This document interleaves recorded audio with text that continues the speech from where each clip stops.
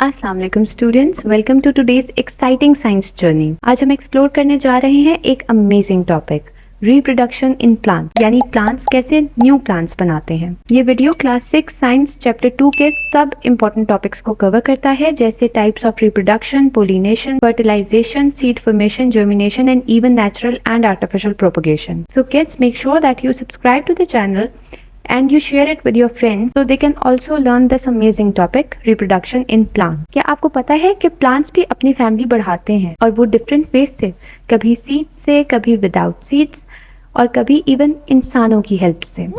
तो तैयार हो जाओ एक सुपर फन और इंफॉर्मेटिव राइड के लिए into the green world of plant. So let's go and start learning like a pro. First things first, what is reproduction?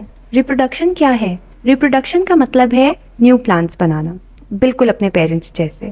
ये प्रोसेस ज़रूरी है ताकि प्लांट जिंदा रहें और ज़मीन पर ग्रीनरी बढ़ती रहे, और अगर रिप्रोडक्शन नहीं होगी तो प्लांट्स डिसअपीयर हो जाएंगे। Then comes types of reproduction. Reproduction के 2 मेन टाइप्स होती हैं।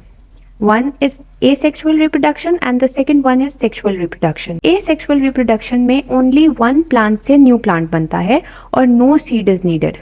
ओके, न्यू प्लांट असल प्लांट के किसी हिस्से से बनता है, जैसे लीफ, स्टेम या रूट। सेक्सुअल रिप्रोडक्शन में फ्लावर्स का मेल और फीमेल पार्ट का रोल होता है। फर्टिलाइजेशन के बाद सीड बनता है जो एक नया प्लांट ग्रो करता है, which will be also understand in this video. सबसे पहले हम अंडरस्टैंड करते हैं एसेक्सुअल रिप्रोडक्शन को। यहाँ न्यू प्लांट बनता है विदाउट सीड। आपने कभी एक पोटैटो देखा है? पोटैटो के ऊपर छोटे छोटे से बड्स होते हैं, छोटी छोटी सी आईज होती हैं, राइट?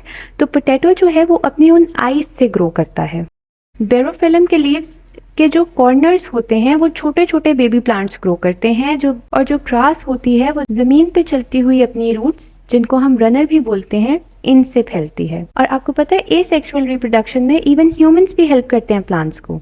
और वो कैसे? वो ग्राफ्टिंग की मदद से। ग्राफ्टिंग इज जहाँ एक प्लांट का पार्ट स्कायन दूसरे प्लांट यानी कि स्टॉक के साथ जोड़ दिया जाता है और वहां से एक न्यू प्लांट फॉर्म होता है। अब सेक्सुअल रिप्रोडक्शन को अंडरस्टैंड करने के लिए हमें पता होना चाहिए कि फ्लावर के अंदर फीमेल रिप्रोडक्टिव ऑर्गन और मेल रिप्रोडक्टिव ऑर्गन कौन से हैं। हर किस्म के फ्लावर में दोनों पार्ट्स मौजूद होते हैं, मेल पार्ट्स भी, मेल ऑर्गन्स भी और फीमेल ऑर्गन्स भी। ओके, जिसको हम अब स्टडी करेंगे। तो let's understand female reproductive part in plant. जो फीमेल रिप्रोडक्टिव पार्ट होता है एक फ्लावर का, उसे हम कार्पेल या पिस्टल बोलते हैं। आपके चैप्टर में इसके लिए वर्ड कार्पेल यूज हुआ है।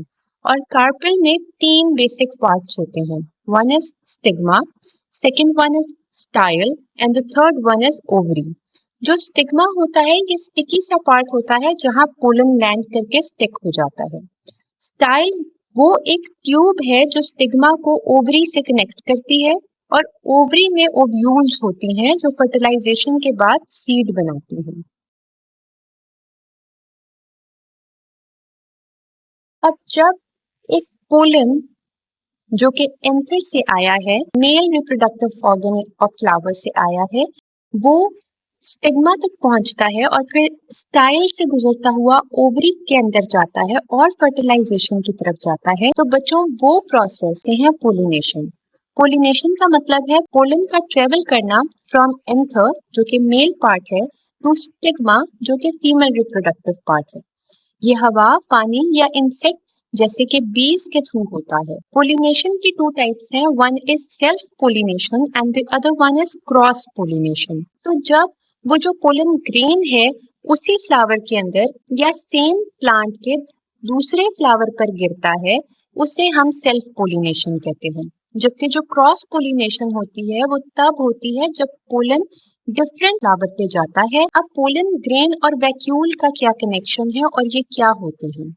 पोलन ग्रेन, पोलन का जो जर्रा होता है ये बहुत छोटा सा होता है, जिसमें न्यूक्लियस प्लांट का डीएनए अपने अंदर होल्ड करता है। अब उस डीएनए में क्या क्या चीजें होती हैं कि ये कौन सा प्लांट है, इसकी हाइट कितनी होगी, इसका कलर कौन सा होगा, ये किस तरह के इसके लीव्स होंगे, इस तरह की जो सारी इंफॉर्मेशन होती है, जिस तरह आपकी इंफॉर्मेशन आपके डीएनए के अंदर होती है, कि आपकी कितनी हाइट होगी, आपकी आईज कैसी होंगी, और वैक्यूल क्या होता है। और वैक्यूल क्या होता है?